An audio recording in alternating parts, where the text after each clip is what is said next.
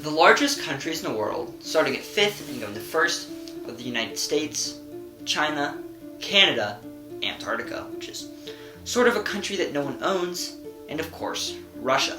With a land area of 16,377,742 kilometers, the enormous Russia borders both Poland and lies just 2 miles away from the United States at the Diomede Islands. But this massive intercontinental nation only takes up 11% of the world's total land area. The other 89% of our planet consists of 196 other countries, an incredibly diverse population, and many alliances, disagreements, and conflicts. But what if, one day, all these countries decided to come together? What could that mean for the world? What could its government be like? Is it even possible? Welcome to That Is Interesting. I'm your host, Carter. Today, a unified Earth? Spoiler, it's been tried before, and each time it failed. The largest country ever was Britain. In 1921, their empire possessed lands so far from each other that people living in modern-day Pakistan, Belize, Namibia, and New Zealand would all be considered inhabitants of the same nation.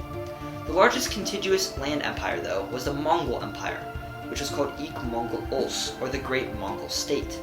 This empire was so enormous that you could travel from Romania to South Korea without ever crossing a border. Since then, the Mongol Empire eventually dissolved completely, and Britain, while retaining influence and power, lost most of its colonies, other than a few scattered islands. These days, the United Nations mostly keeps every country in check, so although it still happens, there isn't as much invasion going on. The main way national borders change today is either by an independence movement within a country, or voluntary unification of more than one nation.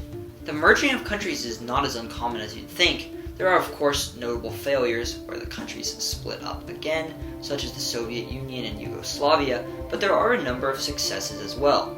Italy and Germany were a bunch of tiny kingdoms that decided to unify. Germany, of course, split up and joined together several times afterwards, but we'll get to that later. The wealthy United Arab Emirates was created when several small separate countries, including Dubai and Abu Dhabi, joined together, and Saudi Arabia was once Hejaz and Najd.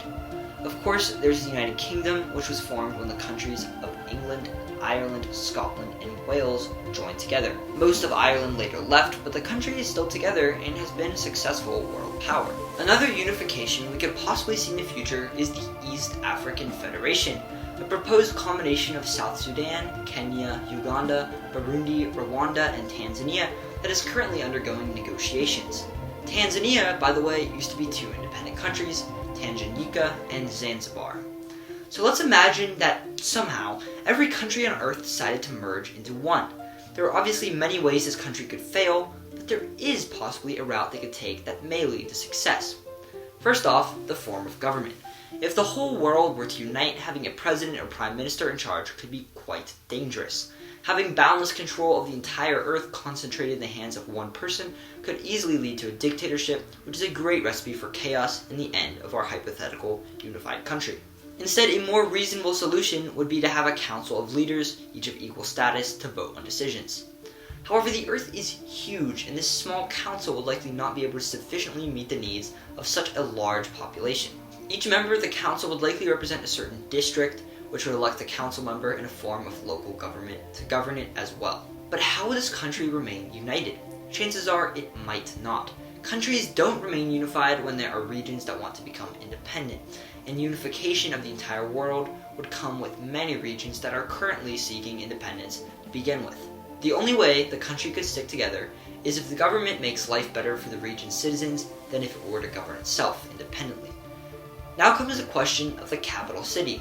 There are already hundreds of countries and hundreds of capital cities in the world, so a loss of capital status would mean that the former capital cities would lose a major source of power and income.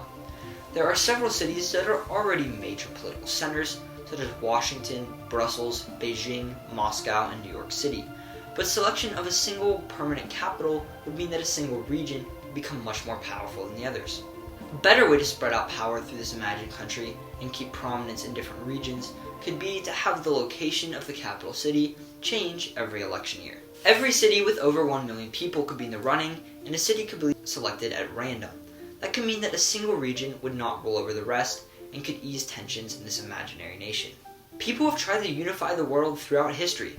and never once has it been successful. Time has showed us that the best way for this to happen would probably be voluntary union, not conquering. This video was just a possible way this could happen, even though it is unlikely that it ever will. Thank you for watching this video, and I hope you learned something new. Subscribe for more content like this. I cover the countries, cities, people, and places of the world and beyond. These videos will leave you saying, that is interesting. Another unification we could